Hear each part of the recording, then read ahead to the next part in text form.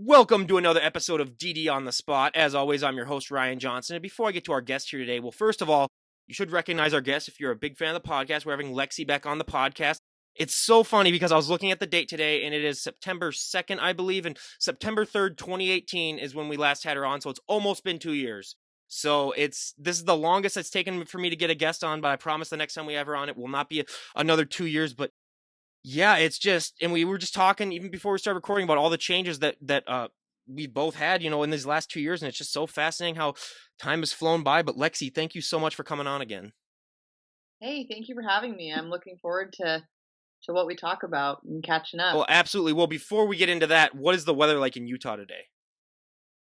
It's 73 and sunny and amazing. It's absolutely perfect weather. See, now it's the same thing here, so I really can't complain. But like, yeah, even last night I drove for like 2 hours just driving around the neighborhoods and stuff like that, just because it was perfect weather. Because we've been having a horrible summer, so I'm glad that that's finally got out of the way. But I mean, you've had so many things happening in your 2 years. I mean, you got married, congratulations on that. And we were talking about before how you now have 5 dogs, because everyone that knows the podcast last time, you had a really cute dog, but now you added 4 more. What other changes have you made these last 2 years? Because it really, I think if I were to go from guest to guest, you would probably be one of the more drastic 2 year changes that I would have seen. Yeah, huge changes.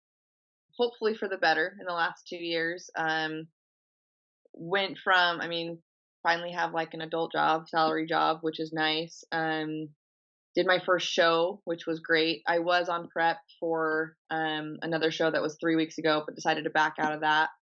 And we can get into that a little bit later. I'm a homeowner, which is awesome. We've got half an acre, kind of like borderline of the city up here in Salt Lake.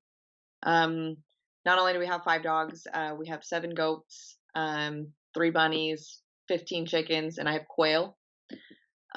So small little farm in the middle of the city. I love it. So obviously, I mean, you've been through a lot in the last 2 years, but has your training changed at all? I mean, obviously it probably has, but from the last time we talked, how have you mixed things up in the gym?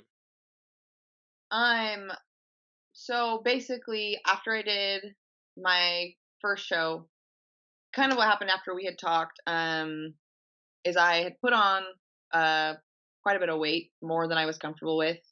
Just consistently still going to the gym and lifting heavy weights, um, trying to use whatever I was eating, but definitely got a little bit fluffier than I would have liked. And at that time, I had gotten engaged, and I was like, well, I've always wanted to compete.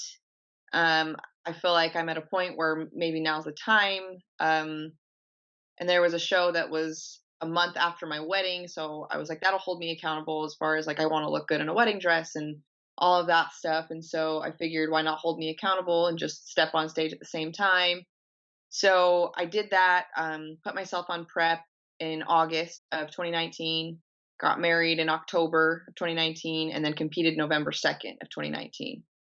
Um, and then I did my reverse diet or whatever. Um, and just, I wanted to go right into a growth phase. So I just started reversing and started going into kind of a surplus, putting on a little bit more body fat again. Cause I was a lot smaller. When you finally lean down, you realize how much size you actually have or how much you actually need to put on. So I went through my growth phase, and then I was planning on it's kind of just life struggles. I think everybody kind of emotionally eats.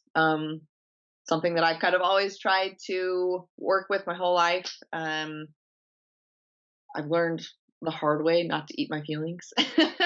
So I was supposed to start my prep in March of this year, which was right when COVID hit. And I pretty much gave up. The gym's closed. I was already uncomfortable with the way that I felt, and I did the home workout thing for a minute, but then I just went off the deep end. I mean, we were ordering takeout probably twice, 3 times a week. I was eating everything and anything that I wanted, not exercising. So I mean, I put on a lot of body fat. I mean, granted, like, it wasn't anything extreme, but I definitely wasn't in the most ideal place to start a prep. Um, And so when the gyms opened back up, I decided to really I hit my previous coach from my last prep up, and we just started a prep for this year because I needed even if I my mindset was even if I don't step on stage, I know that I need to go through a cutting phase because I've got to get down to a point where at least I set myself up for a good prep for when I do step on stage. Just go through the whole body recomp thing, set myself up for success, and honestly, just to feel good about myself again. Because I think it's for me, it's definitely a look good, feel good type thing. Um, and I don't even have to be stage lean to feel good, right? It's just enough to feel comfortable in my own skin and to feel the way like my true self, if that makes sense. So 100%. Well, I gotta ask, how was it at the wedding not being able to eat any of that wedding cake? What was that? What was that I like? I actually did eat my cake. So I made the commitment. I hadn't done any cheat meals up to that point, and I was like, I talked to my coach before. I said, this is my wedding night. Um, I understand if you say no, but I'd really like to indulge in my wedding. So I actually went to the gym and walked my dogs that morning. Um, I was late for my own wedding because I'm late for everything. And later that night, like we had dinner, I ate my cake, and we went to like a hotel up in Park City, and I like the hot chocolate and all that crap. I definitely indulged. I was not about to I mean, cheat meals are there for a reason, and honestly, I think cheat meals are so important. And I'm actually learning to adjust my words. They're not cheat meals; they're free meals. They're earned. They're there to spike your metabolism and to keep your body going. So, firm believer in those. Well, there you could always just do weighted lunges when you were walking down the aisle too. Oh my gosh, to keep my dress, it probably would have worked. Yeah, and how was it finding a dress too? Because I mean, especially when you're lean down, I mean, that dress isn't gonna fit you right now the way that you're at. What was that? What was that like? Sort of figuring out how lean you would be at that point for that dress. So I worked with a seamstress, and I kind of told her that I was on a diet plan that I would be losing weight. She actually did a tailor a few weeks before the wedding, and then actually a week before the wedding. And I really wasn't going to see a drastic change in a week, so it worked out really well. Well, yeah, that works too because we've had stories like that too, where it's like I'm gonna get married and I'm on my prep. It's like the third time they've heard it, and all the other two times I was like, okay, just make sure that you have like a good sense of what it's gonna look like because we don't want anyone, like either ripping a dress or not being able. You know, I know how you women get for your wedding, so I want to make sure that everything's perfect. But yeah, And I see I'm the total opposite. I literally the only reason we had a wedding and the only reason I went and bought a wedding dress was for my mother and my mother-in-law. I mean, it was I would have eloped if I had the choice. I pretty much just threw on the dress, got ready, and showed up to my wedding. oh, I mean that's me too. If I ever get married, I'm just gonna tell them it's like you're doing 100% of it. Just tell me what to wear and what to say, and I'll show up. And Tell me when to show up and I'll be there. I might be 20 minutes late, but yeah, I'll I be there. might be 20 minutes late. Yeah, absolutely. But yeah, that's Hey, was your husband worried at all when you weren't there on time? Probably, probably so. Oh, that's great. But yeah, I mean that's just so fascinating and great and stuff. But what do you think is one body part that you've improved on the most since we last talked to you 2 years? Oh, everything. I've definitely put a lot of size on in my back and in my legs, probably, um, and my shoulders. I mean, I've basically for the past year, um, I've only lifted 3 body parts twice a week. I mean, with some accessory stuff thrown in there a little bit, but it's legs and back and shoulders 3 times a week. On back day, I'll throw in a little bit of biceps, but nothing extreme. Shoulders, I'll do a little bit of maybe like one chest exercise and maybe one tricep exercise.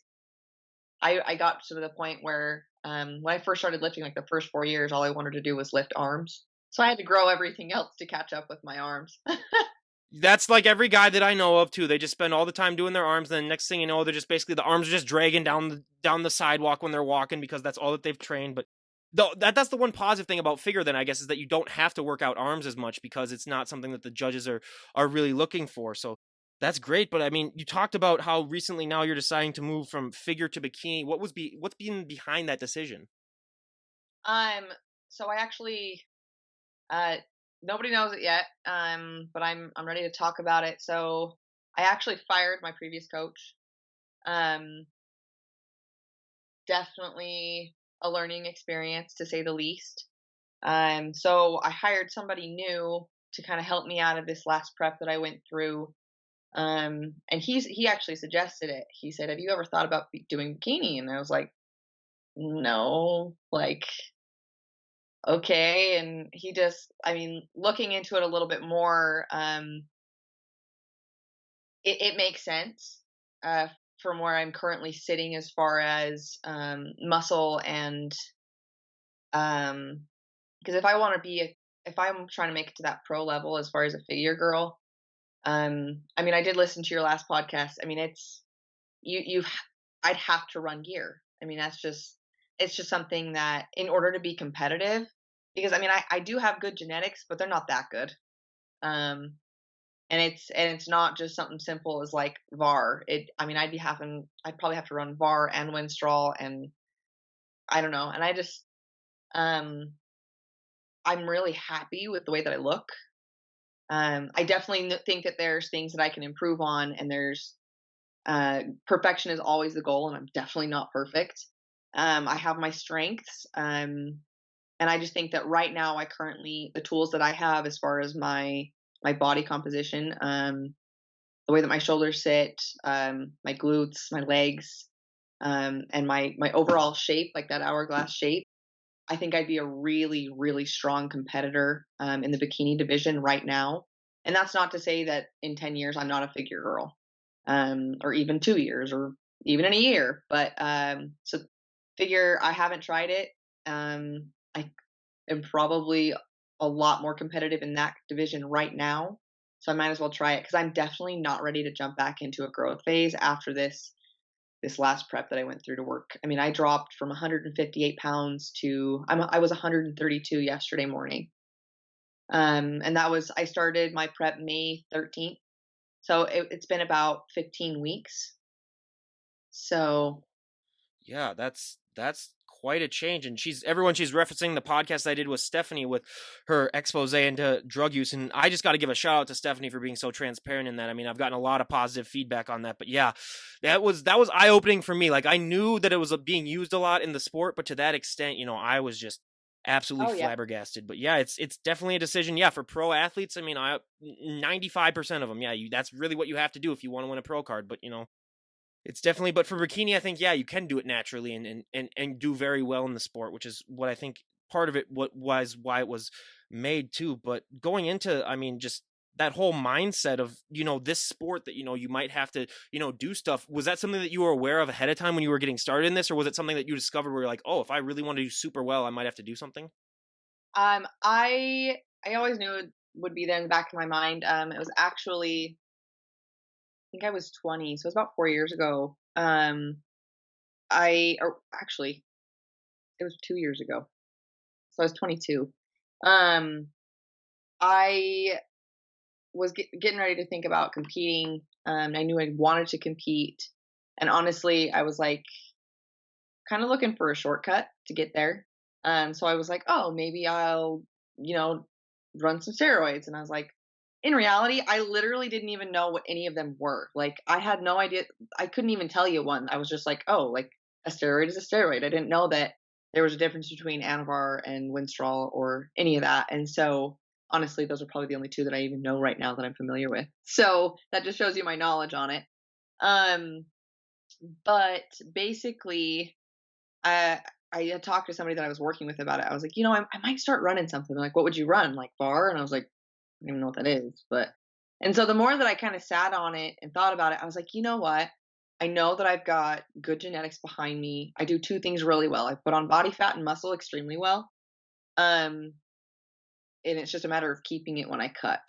Um, and I just figured, I'm 22. I'm going to work my ass off for the next 2 years. And if I don't get where I need to be, then I'll consider it. But I figure I'm young enough in this sport that I have the opportunity to try and do it naturally. Um, and so that's kind of where I'm at. And so that's what I kind of talked about. It's like, I'm just not ready to dip my toe into those waters. Especially given that I just don't know what it's going to do to my hormone levels.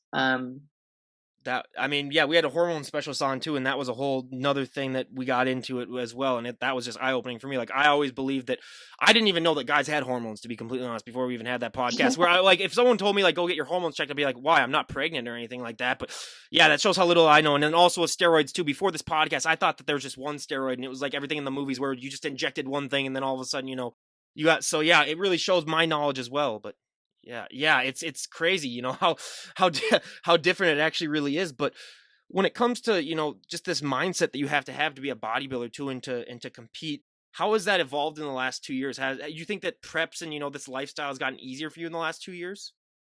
Um, so going back to the coach that I use, basically the first prep, I had no idea what I was getting into. I had never, I mean, I had tracked macros in the past, and I think I just set my macros too low, or I had just been eating so much food that I put it myself at like a maintenance level. My body was like, lean out. So I leaned out. When we were talking, I was just doing heavy exercise, constantly moving, and I didn't really have time to eat. So I just ate whatever was there whenever I wanted it. I didn't really, I didn't need to track at all. Um, I made sure to eat more of a protein source as often as I could, but I was really small. I mean, I got down to 127 pounds, and um, I was probably like 10 or 11% body fat. So, but that was without tracking. So, um, getting getting into the prep when I did macros with my coach. I had no idea what I was getting into. And it's funny because I didn't know how to handle it. It was I was a month out, um, and I had been married for a month at this point by the time I stepped on stage. And it was a really hard adjustment to learn how to function on that low of food. Um, and I'm not even gonna be like beat around the bush. I was angry. Um, I had zero patience. It got to the point where I basically told my husband, I was like, I have this much patience allotted in the day, and it goes to my job first and my dogs, so I don't kill them, because if they like do anything naughty, I'm like, ooh, like I can't hit my dog, right? Not that I hit my husband either, but I definitely like it was really hard, and it was a really big adjustment. And then it actually, um, I kind of went into the opposite end of it. Is I felt like I was starving, and I did okay on my reverse, but I definitely overate, and my body just seemed to handle it pretty well. And it got to the point where I just adjusted to eating that many calories again, and I ended up gaining a lot more body fat than I was supposed to.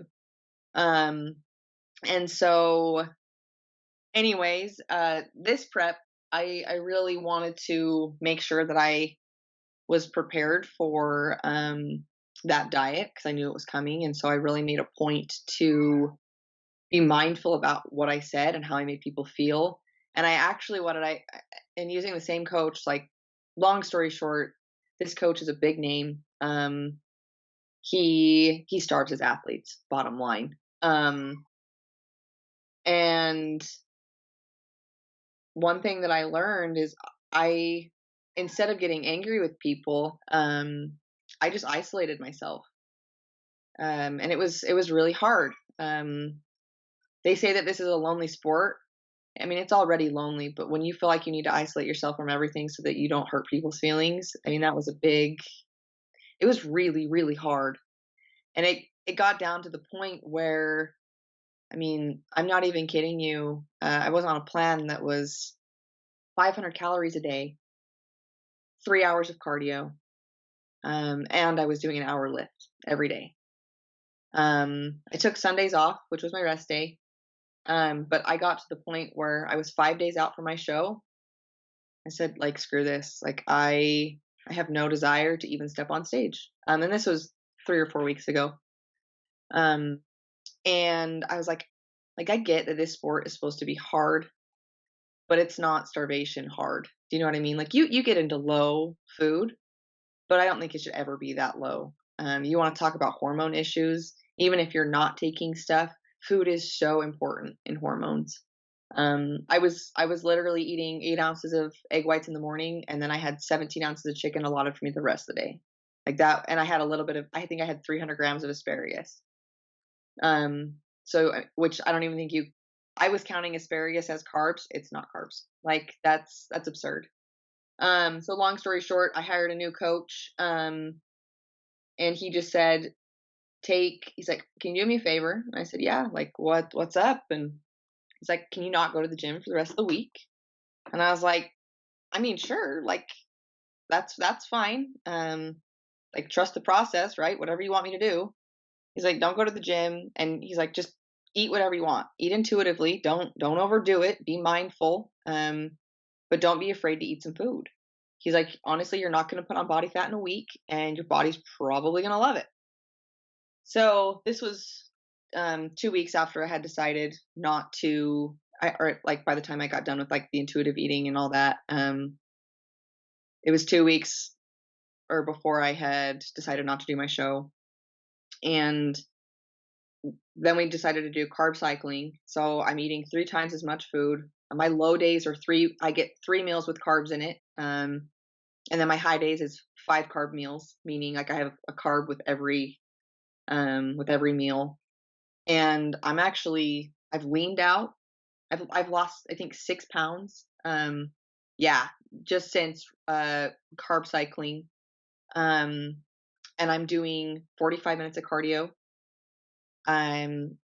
It's incredible what good coaching does. And I was excited that you reached out to me because I was like, what a time to talk about it, given everything that's happened, because this is the process that people love. This is the process that's doable. Of course, it's hard. Like, I mean, like I've got like a box of treats like staring in front of me right now. You can't see them, but I'm like, and I look at them and I'm like, of course, like I'd love to have some, but I'm like, I'll have a cheat meal on Saturday and I can make whatever I want. But it's nice to know that I can eat food. You can still lean out. I mean, I'm getting more compliments in the gym the last week. I've been happier. People are like, oh, like, are you on? When I was on prep, nobody asked me if I was on prep. And then all of a sudden I'm reverse dieting type thing, like carb cycling, eating more food, and people are asking me if I'm on prep. They're saying, wow, like you've leaned out a lot in the last couple of weeks and whatever. And it's like, yeah, food is important and good coaching is important, and having somebody that actually cares about your health and well-being is the reason this process can be fun.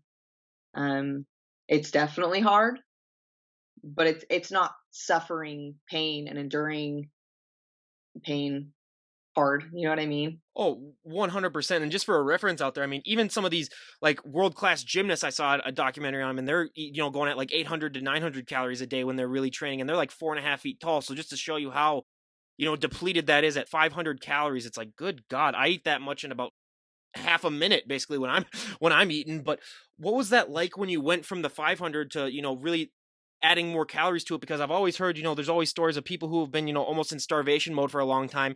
If you get them eating a lot more at a certain time, their body can react really negatively to it because they're not used to having that much. What was that like for you, going from one extreme to then all of a sudden, eating more like a normal person diet when it comes to calories?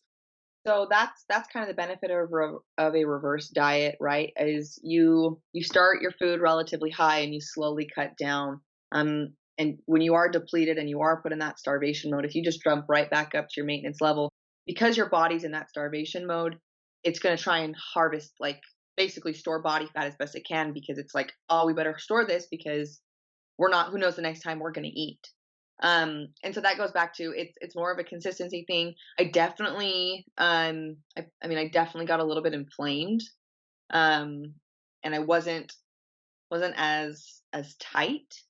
But if you're not doing it, I mean, doing it for a single week, you're not going to see a huge difference unless you're binge eating and eating, going from 500 calories to 6,000 calories, your body's going to store that. But going from 500 to 25, like even 2,500 calories, I mean, you definitely might see a little bit of like body dysmorphia type stuff, like more you worry about it and you start to freak out. And I just trusted the process. Like I trusted the new coach that I hired, that if I'm not going to like put on body fat, then I'm not going to put on body fat. And I definitely, we did it for a week, or not even a full week. I started it on Tuesday and I went right back to it, to my I went to a low day on that following Monday, so it wasn't even a full 7 days of intuitive eating. I mean, I didn't go and get, I mean, I wasn't eating, like, Cheetos and Pop-Tarts and macaroni, like, I was eating fruit, like, I just craved, because honestly, going from eating super clean to eating those super dirty foods just makes you feel like and I didn't wanna feel that way, like, I literally didn't wanna feel that way, so I went and got watermelon, like, rice cakes with peanut butter and a banana with some honey was, like, my the highlight of my day. So I just was mindful of what I was eating and using clean foods, but at the same time, like, I made cookies and I had a cookie. I didn't eat the whole batch, but I had a cookie. Um, and then it was going right back to when we started my plan on that following Monday. It was a low day. I mean, it was 1,500 calories. So that's still a deficit for me. So it kind of shocked my body. Going from eating, it's just like a cheat meal. I mean, you're not going to put on a bunch of body fat if you have a cheat meal. A lot of people do a cheat meal the night before a show because it it makes your muscles swell. Like, it's actually beneficial for your body. It spikes your metabolism. So basically, doing that for a week and then jumping back into like a cut caloric intake, my body responded really well to it. Well, and can I just say, on top of all that, shout out to your husband for sticking around too, because that takes a lot. So I mean, you must have had to, like, take him out for a nice dinner or something like that, or do something for him. I mean, credit to all the husbands or I should say, all the spouses out there that deal with people who compete. We have heard some stories, yes.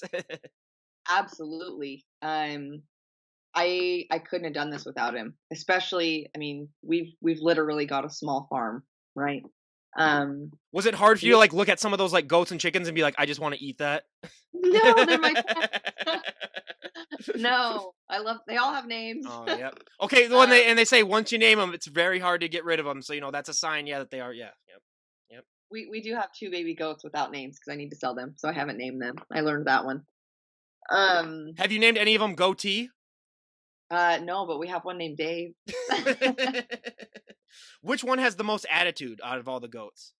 Oh, probably Dave, Dave. but Yeah. he's also like, he's our only buck, so meaning like Oh, yep. we use him for breeding, so he's all testy. Um, That's the dream, isn't it? Just being used as something just for breeding. I mean, God, if only they had that job for humans. we have But to keep him separated from all, because he just, I'm not even kidding you, he's like a rapist. Like, he just chases everyone around and harasses them. I'm like, Dave, you gotta go away. Yeah, consent So to goats is not a thing. I mean, I don't think they no, quite understand not that. It's no, more of he needs to get his rocks off, let him get his rocks off, basically. So yeah, no, I mean, that's what's funny about animals. Even going to the zoo, I saw that happen with monkeys and stuff like that, where it's like, yeah, it's just part of their life. So it's like, wow, that's just weird. Definitely a weird way to live. But getting back into your competing before, because we're talking about animal rape, basically. That's a tangent right there. So hey, I checked that off the list. That's the first time we've discussed that. So new content for you guys every single podcast. Now we discuss something, but time under tension is one thing that we talk about a lot on this podcast. Do you like to use a lot of that in your training? I do. Yeah. Pretty much all of it. Yeah. Um, So I'm just gonna be like I'm a plain idiot and pretend that this is gonna be the first podcast that I ever hear what that is. Could you explain to the audience, in case they've lived under a rock, what time under tension is? Hopefully I don't butcher it, and hopefully my understanding of it is correct. Basically, say so. For example, like I lifted shoulders this morning. I when I lift my shoulder, like I don't come all the way down and rest. I almost keep it elevated slightly the whole time. So basically you're contracting, which is the tension, right?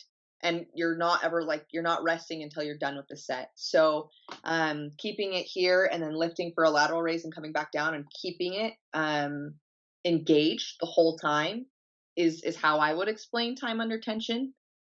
Oh, 100%. I mean, it's, yeah, slow controlled movements. Yeah. And I mean, I always say that's one thing that I discovered early on in this podcast and I started using. And yeah, it made definitely a world of change. But one thing that people don't understand too is that mind to muscle connection that goes with time under tension. And a lot of people just don't understand, first of all, that it exists. And second of all, it's going to take you a while to get that. First, if you ever walk into the gym and you automatically have that, first of all, I want to know how you did it, because it's something very, very rare. But how long into your journey before you develop that mind to muscle connection? Honestly, so I started lifting in 2014. I mean, I think that you definitely feel the muscles moving. One thing just real quick to touch on, the way that you kind of learn it a lot faster to progress, you definitely want to lift heavy in the gym, but it's only heavy for that muscle group, right? So you've got your big muscles, like your glutes and your back. Those are some of your biggest muscles in your leg or in your body. Those guys are going to be able to handle a lot more weight than say like your rear delt or your front delt Your or even forearms. yeah, yeah. So I think it's really important that if you're really trying to develop those mind muscle connections, is to start with that lighter weight, and really feel it because I mean, there's times where I'm touching 5, 10 pound weights, and it's strictly to isolate that muscle and really feel the engagement with that single muscle, which is that mind muscle connection. Um, it's I lost my train of Well, thought, I was but just gonna say, I remember even, when I was a baseball player doing that stupid thing where you have that little branch thing and you're just using your forearms and you attach it to a 10-pound weight and bring it up, and and still roll gives it. me nightmares to this day because yeah, that's what you had to. But yeah, it's yeah, with that whole mind to muscle thing, and plus people don't realize that it's only for specific muscle groups. Like you can have a really good mind to muscle connection with your back, but then when it comes to legs, you can just be like, I have no idea what I'm doing. So it's always ever evolving, and that's one thing that I love to point out to a lot of people is that it's you're not going to develop it overnight, and just to take your time with it because it's everyone struggles with it.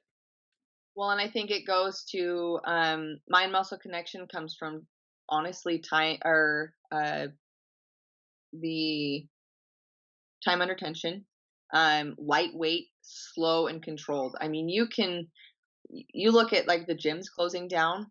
I mean, if all you had in your house was a 5 pound weight or like a 5 pound sack of flour, I mean, any of that stuff, like you can get a lot done with it. It might take you a lot longer. But the idea is if you can go till failure on something, you're gonna see results from it. You're gonna burn out that muscle. I don't know. It's a lot. Lift smarter, not harder, is kind of my motto. Oh yeah, and it's best for injuries too. I mean, I have a couple of my guy friends that they just go in there and they just think hey, I'm gonna lift heavy every single day, and it's like, well, good luck lasting more than a week, basically. Then if you're just doing that. I think lifting heavy every time that you lift is an accurate statement. However, I think it depends on what's heavy for that day, if that makes sense. Oh, I'm talking Because guys that try to increase their weight every single day that they go into the gym, and it's like, dude, what are you doing? Like, I'm gonna bench 5 pounds more every single day, yeah, and stuff like that, yeah.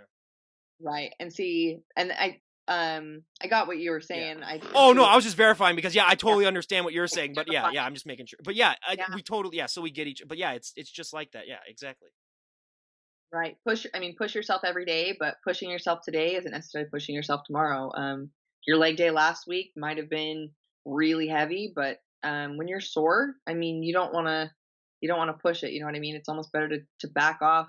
So I mean, lifting those, I do shoulders, back, legs twice a week, right? I mean, if I do a heavy leg day on Monday, you know, come Thursday, it's leg day again, and if I can't walk my heavy day, it's not a heavy day. I'm going to do a volume day. I'm going to just use those muscles, almost just try to break down the lactic acid, and just basically run through the motions. That being said, I'm not wasting my time in the gym. I'm not just doing a leg extension with body weight. I'm putting some weight there, but I'm not lifting as heavy as I can. I'm still getting work done.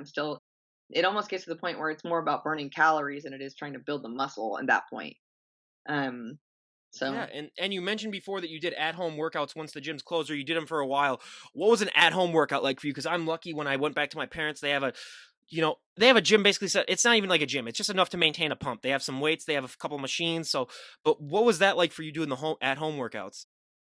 So what I did was, so my brother and my husband both lift, and we kind of all I invested in like a 35 pound dumbbell and like a 20 pound dumbbell, and then a couple of free weight or like just little plates, like a 10 pound plate and a 5 pound plate.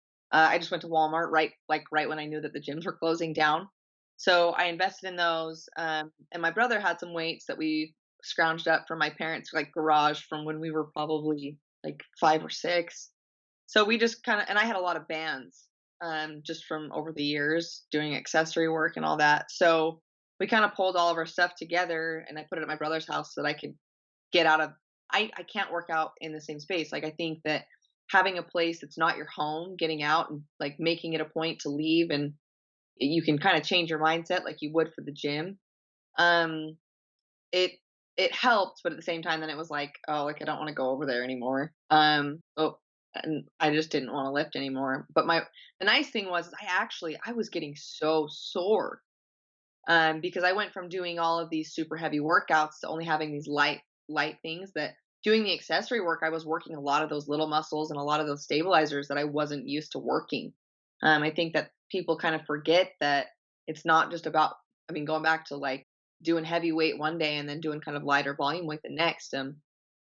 It's a big difference to do volume versus heavy. And I was wrecked.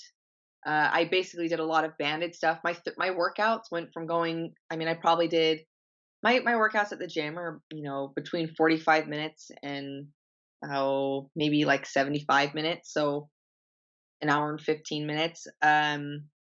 But when I was doing home workouts, like I'd bust it out, like I'd sweat, and it was like a maybe 30-35 minute workout, and I would be wrecked the next day.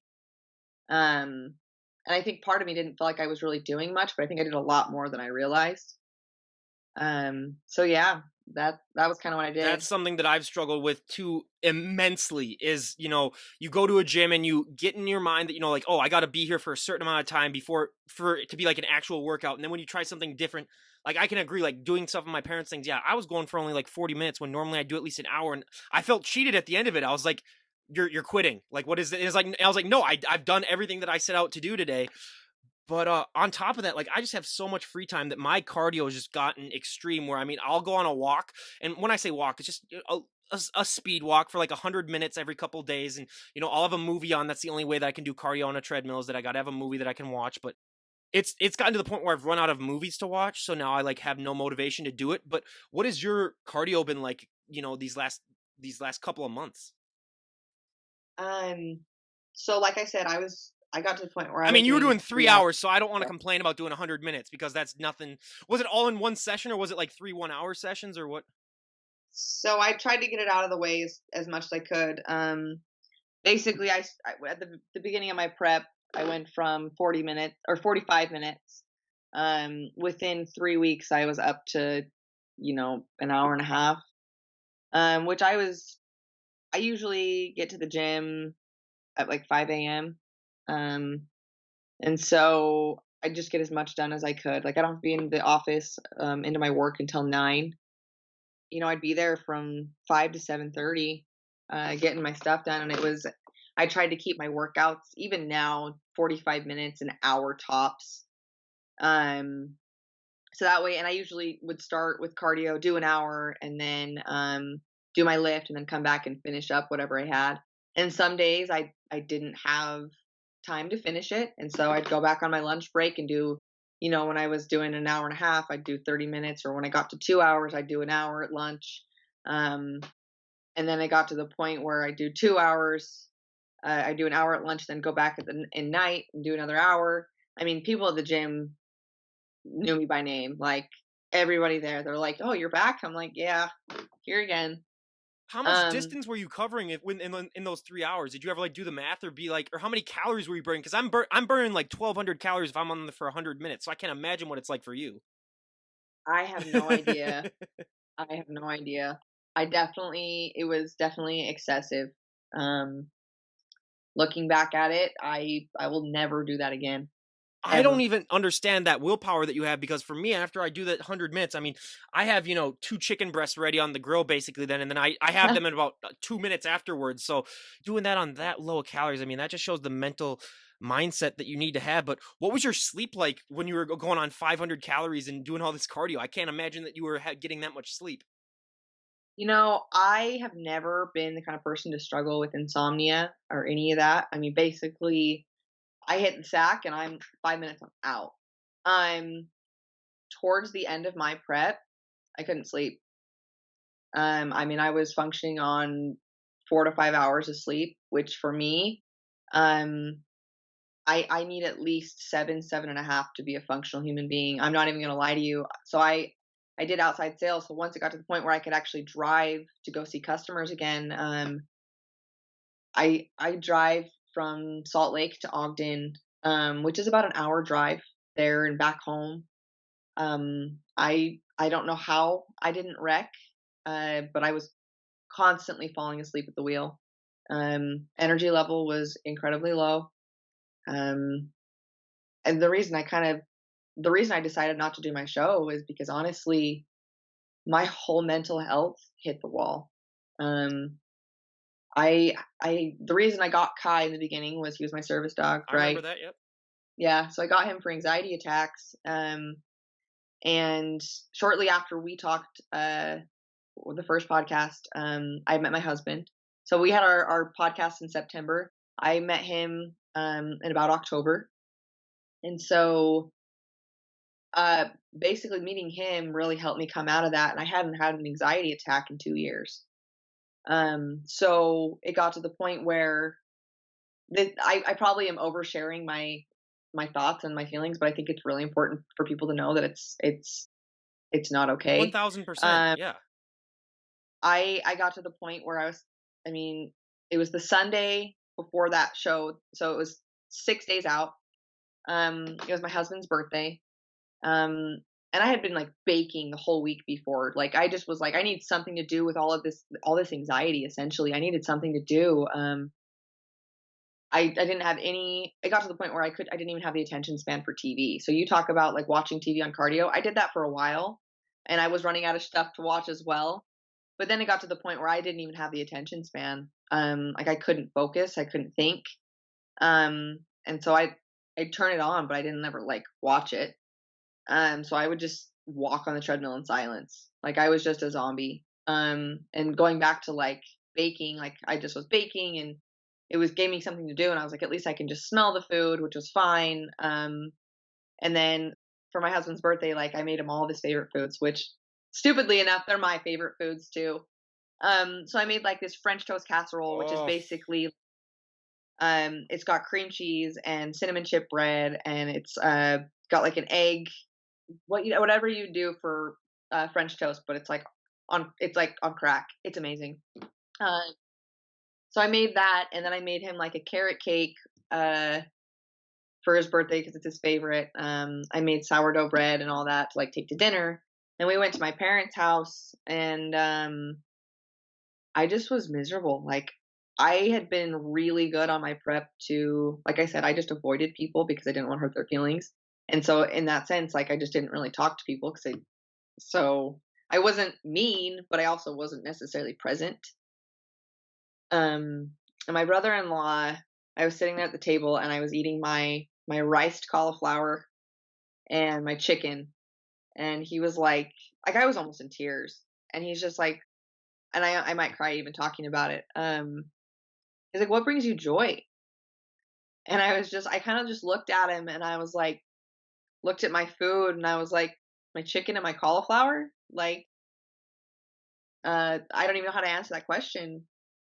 And looking back at it now, it's like, what brings me joy is my relationship. It's my dogs. It's my job. It's um my stupid goats out in the backyard. Like being able to take care of my animals, my friendships, and I had just completely lost all of that.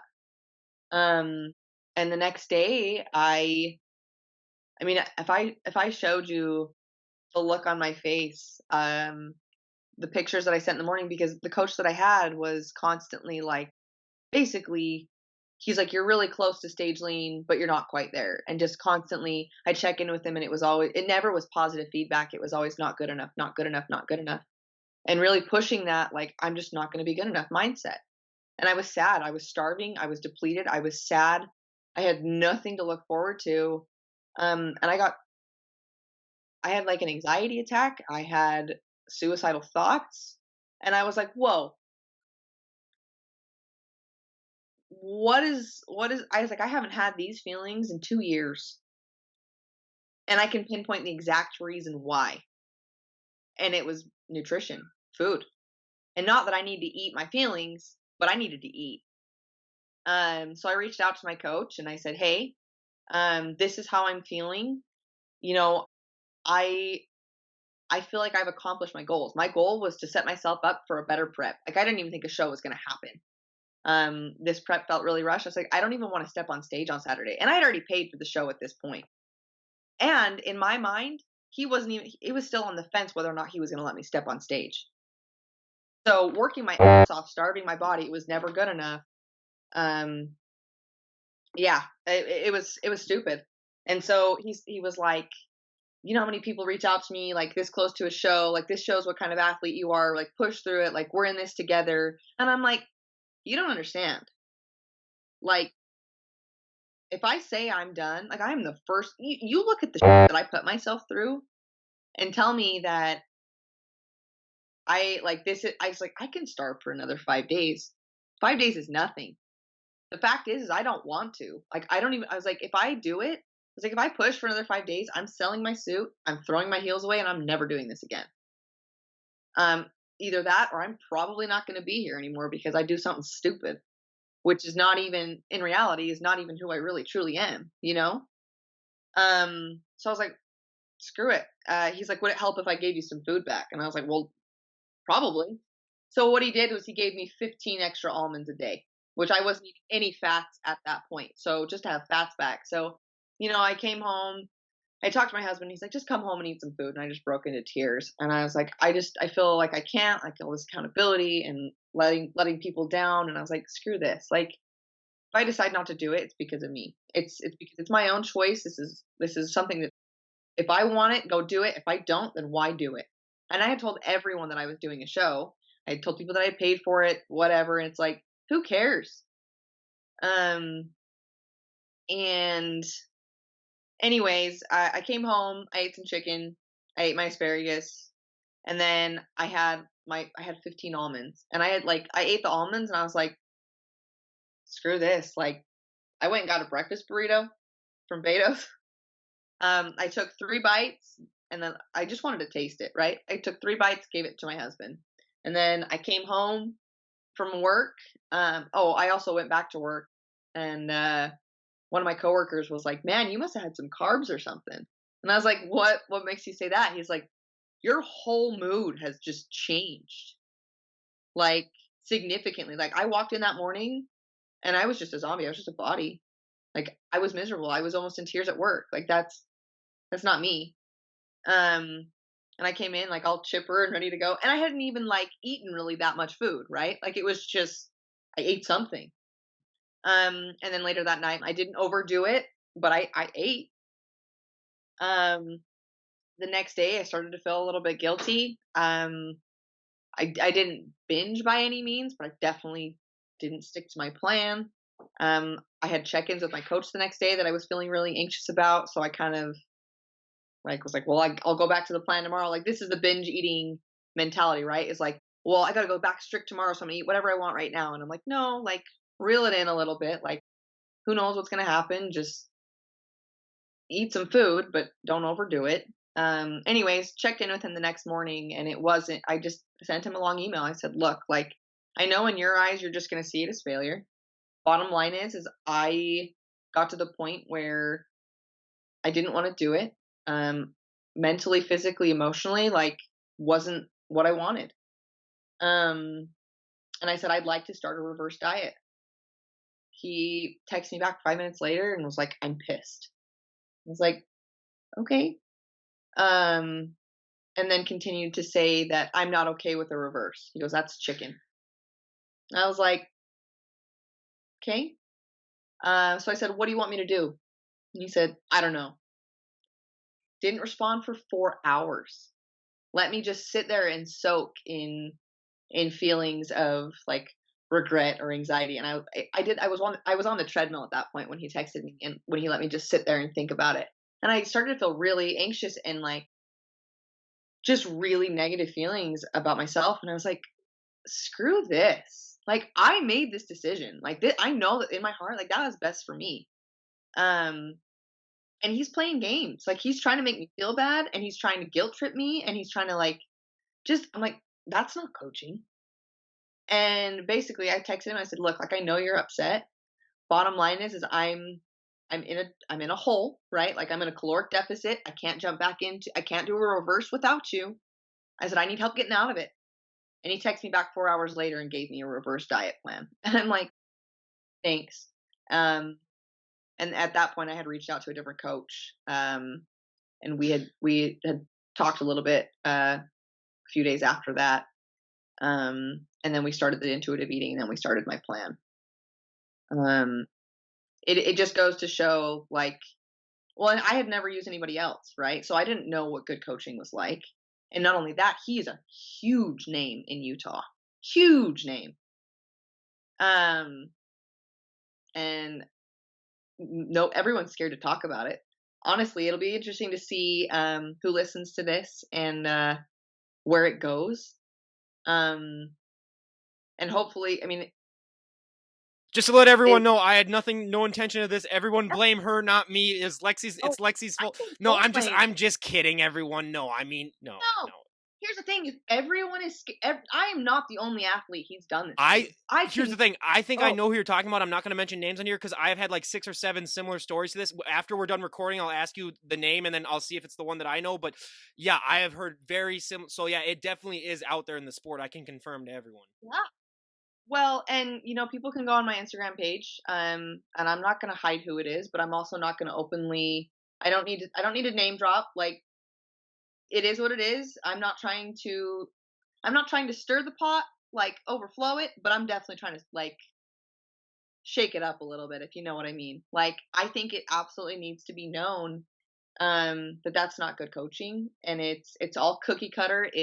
He brings people in super lean, but they're starving.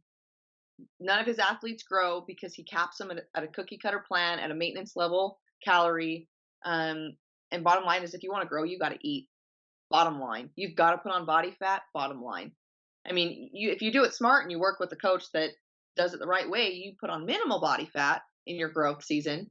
I definitely didn't do it correctly, so don't use me as an example of an ideal growth season. However, it's out there, it's doable, it's possible. It's just a matter of finding somebody who knows what the hell they're doing.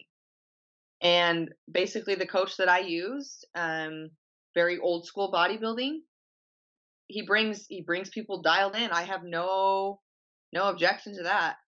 But bottom line is I can't wait for the day that I step on stage, beat his athletes, just because it's him, not his athletes. Think the world of anybody that does this sport. I can't wait to beat his athletes, just to prove that I can do this, eating food, healthy, and still win the overall and get my pro card. Like, I cannot wait.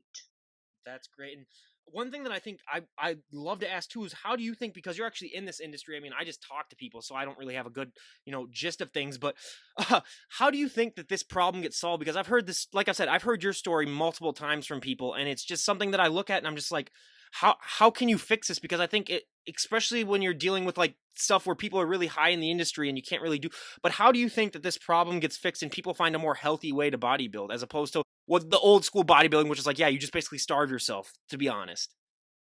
I think that, number one, if your coach has never stepped on stage and never competed, how are they ever going to know what you go through as an athlete?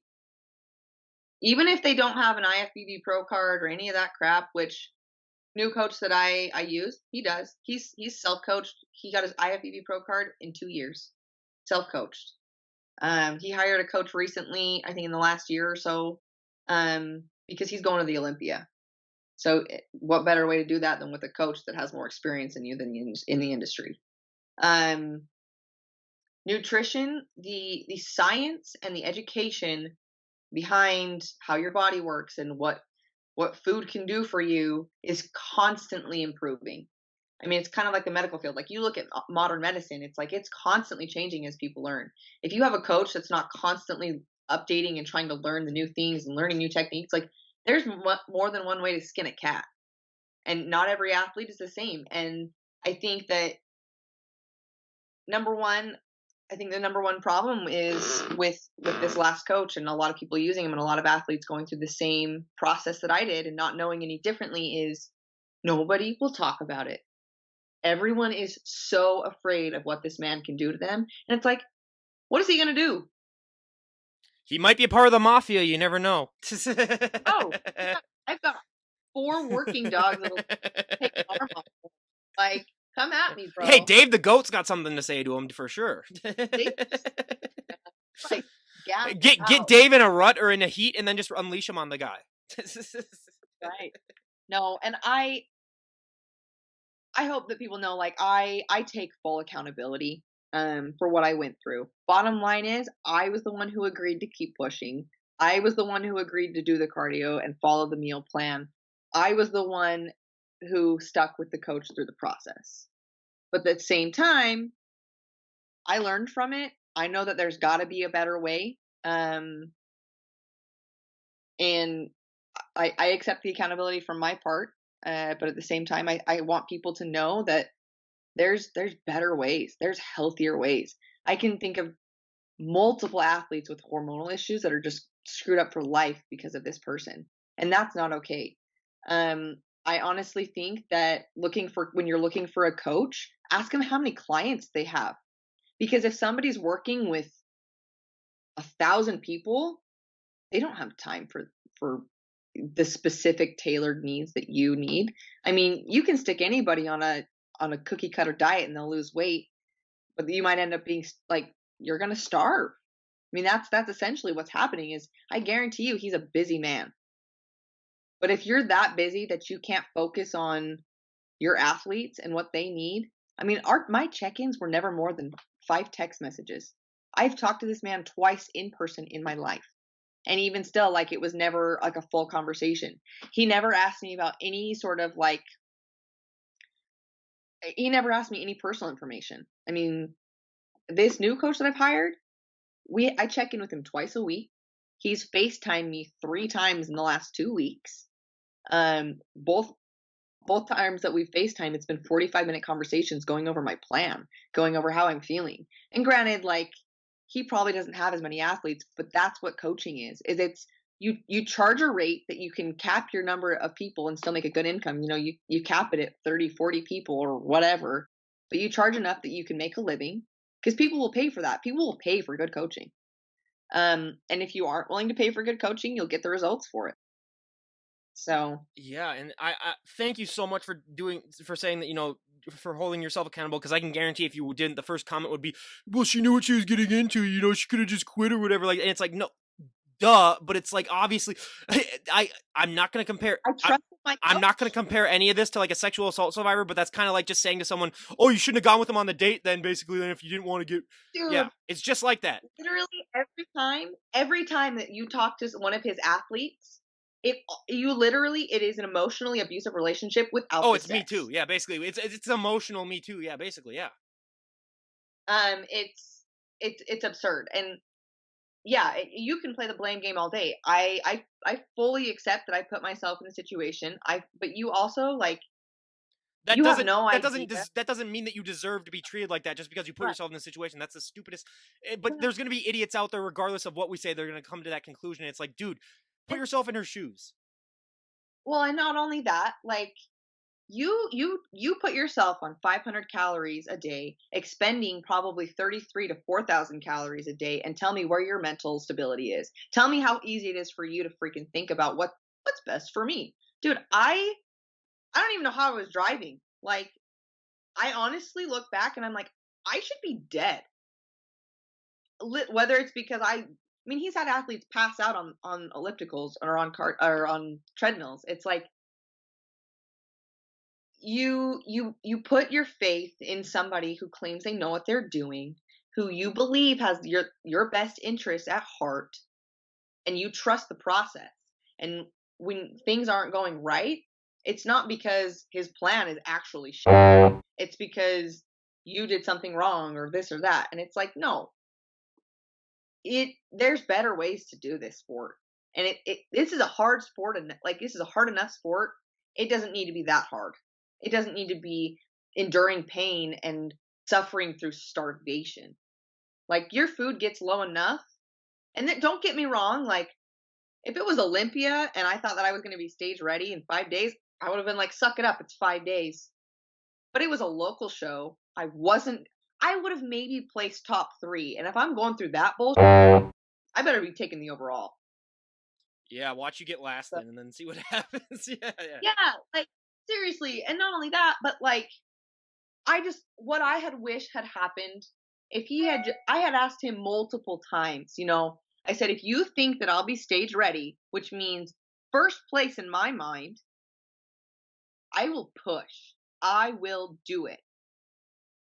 But if you don't think I'm going to be there, this is 2.5 weeks out. Before I was that low, I was probably, 900 calories at this point. Or at least eating fats.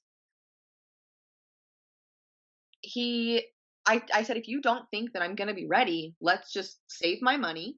I lost $700 all said and done because I didn't do the show. That's not, I mean, that's a lot of money for me. I think it's a lot of money for anybody, but especially like my circumstances, like I've got a mortgage to pay. Like I could have saved that for something else. I've got dogs to feed, whatever. Um, anyways, I asked if we should just maybe do there's a show in October. I was like, do we wait and do October? Or do I push for this August show? And he's like, you're close. You're almost there. Like, let's keep pushing. And it's like a good coach, if I wasn't going to come in dialed in the way that I needed to, would have said, let's reevaluate the plan. But instead, I mean, and don't get me wrong, like, of course, I probably would have been disappointed if after going through that kind of a cut, like going back to the accountability, like I fully accept what I put myself through. But I also had faith that I was going to be where I wanted to be by going through that kind of hell, and I wasn't. Well, and I think that's one of the big problems with that too, is like you said, too many clients where they can't really specialize too much on the client, where that's one of the reasons why I only release 2 or 3 podcasts a week, because believe me, everyone knows that watches podcasts knows that I could literally talk to 10 people every single day and get, 10-hour-long podcasts basically done, but I'm not able to do all that stuff myself and do all the, because I do just all this by myself, where it's like, I think people, they do over swamp things, and then they just have this general cookie cutter way of saying, oh, it's worked for this many people, it's going to work for her. But everyone is built differently. That's a theme that I love to preach on this. And it's just people sometimes, they get too lost in the financials, and they get too lost in, other things, that they forget about the people that experience it and the people that do it. So, I mean, you telling the story is just so great. And I really appreciate that you did. And I hope it does make some waves, and I hope it does make people realize that might be like afraid to talk. It's like, no, you can talk, tell your story. I mean, it's like, what's the worst thing that's going to happen? Just get a different coach, basically. Then, I mean, it's ridiculous. But what are some of the reasons, other than the backlash, that you feel that other people haven't talked about it as much as it should be? Because this should be something that everyone should be aware of, in my opinion. And honestly, I hate to compare it to the kind of Me Too movement, because it's definitely, I mean, it may or may not be the same It can extreme. be just as devastating, the mental effects of it, than the physical effects, for sure. Yeah. So that being said, I almost hope that me being the person to kind of talk about it first, or there might be other people that have talked about it. And if anybody reaches out to me, like I'm happy to disclose my story or talk about it more or go into depth about who the coach is. With it being a podcast, I don't necessarily want to, like I said, like I'm willing to stir the pot, but I'm not trying to drown in it. So, I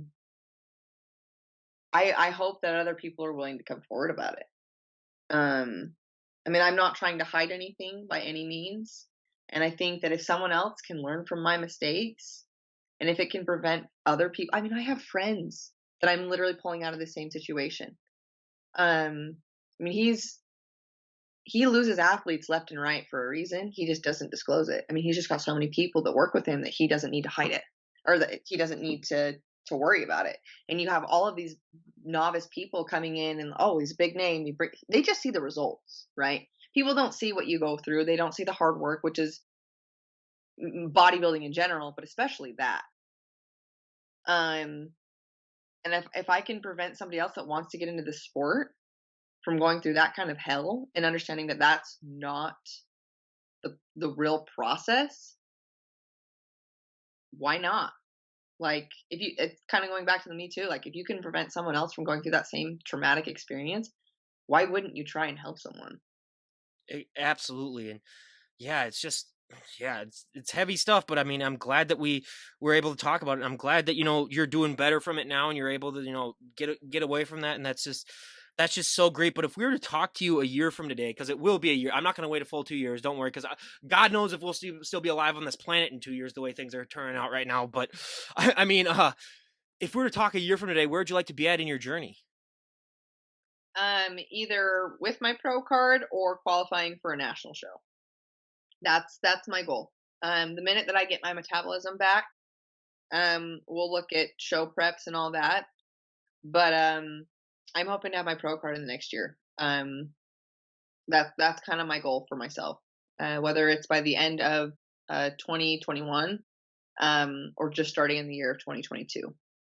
That's kind of my vision for myself. I'm a firm believer in words and envisioning stuff, so I've got like notes on my fridge, a note in my bathroom, a note on my basement door, like to my bedroom. They all say overall number one, hashtag road to pro. Okay, come on. You I have a problem with people that put hashtags, that actually write hashtags on their thing. I have a friend that does that all the time. He's like, hashtag blessed. And I was like, you're not typing. You're like having it like written down. But no, that's my one pet peeve is people that like use hashtags like literally. Like I've had people that when they're talking, they're like, God, I feel so hashtag blessed. And I was like, oh my God, not one of these people. Jesus. But no. might be one of those Hey, hey, people. hey, at least you have it written down. But At least you it's don't like, have it in no, conversation. Yeah, at least there's that. I will say that. it's kind of like, I don't know, it's just a Yeah. mantra. Like I think it's not just for me. Like the hashtag, the reason I put it on there is because I'm not the only one with that mindset. And I'm putting that on all of my stuff. Like everything that I posted on Instagram the last 2 weeks, road to pro, road to pro. I I'm on the road, and like I said, like I just can't wait to do it. Eating food, like granted, I'll be doing low food. I'm still gonna be cutting, but I'm not gonna be starving. I'm never going through that BS again. Like you couldn't pay me to do it. Um, the amount of muscle mass that I lost is devastating. And if someone were to be listening for this whole thing, what would you say personally would be the one thing that you'd want them to take away most from this conversation? Because this is a lot of stuff that we talked about. Yeah. Um, I honestly, uh, find your passion. Um, what goals do you have for yourself, and what are you doing to get there? And what are you doing to help yourself get there? Whether if it's bodybuilding, like what are you hiring a coach? Do your research on things. Figure out what's going to work for you. What's going to best put you like set you up for success. And figure out what you really want. That was one thing. One of the reasons that really one of the people that really pushed me in the direction that I've headed, is when I was doing my third hour of cardio, I was a week out from my show. She's like, what? She goes, figure out what you really want. Like, do you want your pro card? Do you want, like, what do you want from bodybuilding? Like, are you just doing this to do this? She's like, anybody can diet. She's like, but if you really want to be competitive and you really want to like do this, like, who are you doing it for? And that was just kind of the thing is I was like, oh, at this point, I'm just going through the motions, just hoping I can do the show that I just paid for. Like, um, and so, I've never been good at anything, or I never felt like I was good at anything. I spent my whole life, part of the reason that I ended up with the coach that, or like going through the process with the coach that I did was I was seeking approval. Especially from him because he didn't give his approval to just anybody.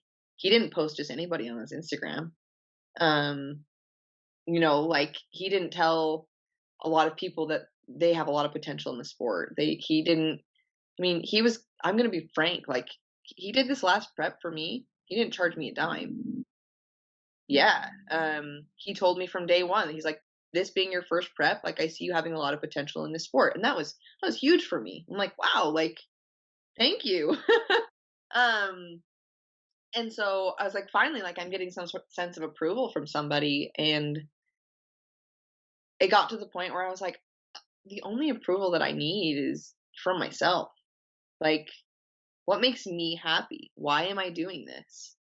Um, and I know that I've got potential in the sport because why would he go out of his way to coach me for free?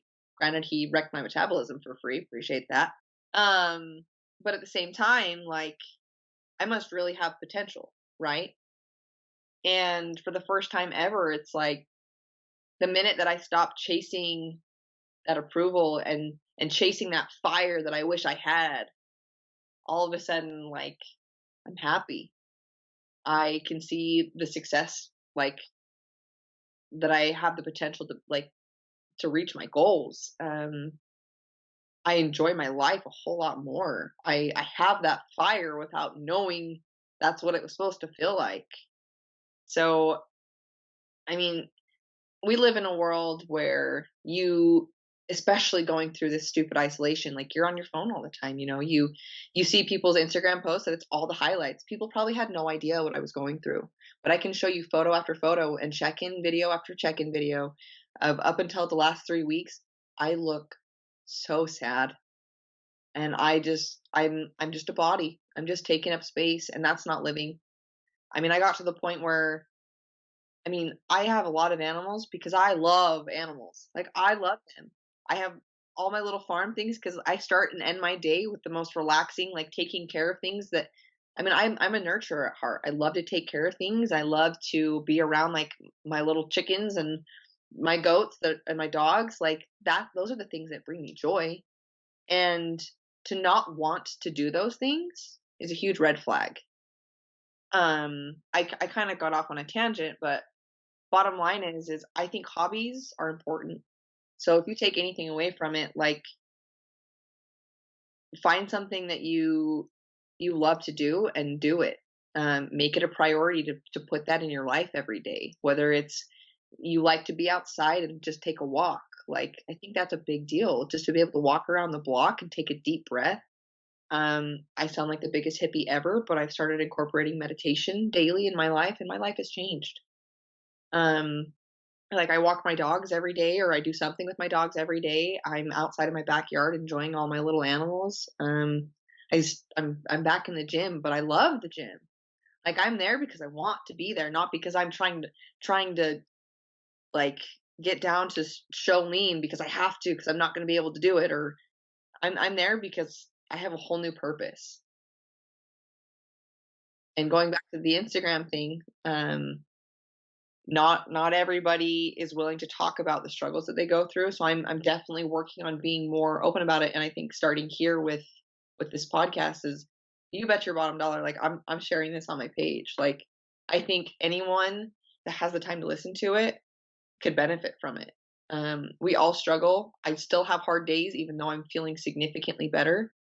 But it's just a matter of like what are you doing this for? Like what do you want? Whether it's what do you want out of being a bodybuilder, or what do you want out of life? Like figure out what you want to do, because I think it's really important to have goals, because you feel success by getting closer to those goals, whether it's fitness or not.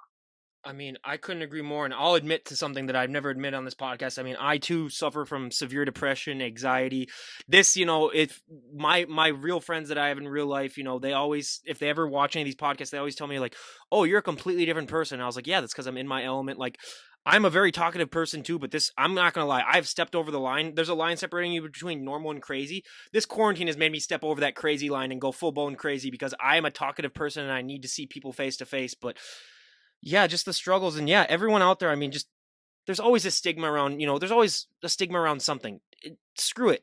What is it? What's the worst thing that's going to happen to you by addressing something that you have? That's probably the most successful thing you can do, is addressing a problem instead of just, saying, "Oh, I'm afraid of it," and I'm afraid of what could happen. It's like that's just not healthy. But and I understand there are certain scenarios where people can't talk about things because we've had just even on the gear thing alone, like I've had people talk to me where like I would get fired from my job if I admitted that I was doing something, because that's not against. So I understand stuff like that, but like other things too, it's like just what's the worst that's going to happen. So again, thank you so much for saying that. And lastly, I wanted to mention, because one thing that I struggled with, because I took about a month off during coronavirus from the gym, and I lost a little bit of strength, but obviously it comes back a little bit. But being that you went down so low and you said you did lose a lot of muscle and strength, how have you been dealing with that mentally, knowing that it's going to take some time to get it back? Um, I don't know if it's because of my new mindset or if it's because I took a week off and I ate some food and I'm back up to eating, definitely still in a deficit, but I'm eating more than I was. My strength is actually pretty good. Um, I I just listen to my body. Like, I've never really cared about. I I know what is gonna push myself, and I know what's overdoing it. I lift as heavy as I can with good form, um, and that's kind of my mantra. Is I'm not there to show off. I'm not there to be better than the next person or like the person standing next to me. It's me against me. I know what I'm capable of in that moment, and I know if I'm half-assing it, and I know if I'm pushing myself too hard. People say, "Oh, you can't push yourself too hard." Absolutely. There's a reason you have injuries and I don't. Like, be like I said, like, work smarter, not harder. I mean, people are like, I mean, I'm pretty strong. Like, I lifted on Sunday, and I definitely should have taken a rest day. I'm gonna there's don't worry. Like, sometimes I don't take my own advice, so do as I say, not as I do. I should have taken a rest day, but I was like, you know what? I really just want to go to the gym. I'm going to do a light chest day. I haven't lifted chest in over a year. I was like, I'll just do some light accessory work and go from there. And then I felt great. I was on cloud nine. Like, I was like, the endorphins were going. I mean, I was only there for, a 30-45 minute lift. I didn't do anything extreme, but I benched 135 for the first time in like 4 years, and it was clean and it was good. And I was like, I don't know if it's because of my mentality or, again, going back to food, but I just was like, okay, I and no, I wasn't running any gear. No, yeah, well, no, and I always say I remember the first time I benched my body weight too, and that's the moment too for me where I'm just like, wow, this is impressive. Like, I'm really there. So I totally understand where you're coming from. But again, Lexi, thank you so much for coming on and sharing this. I mean, Lexi, again, thank you so much for coming on and sharing this. I mean, I really appreciate it, and I really think that this is going to do some good to a lot of people.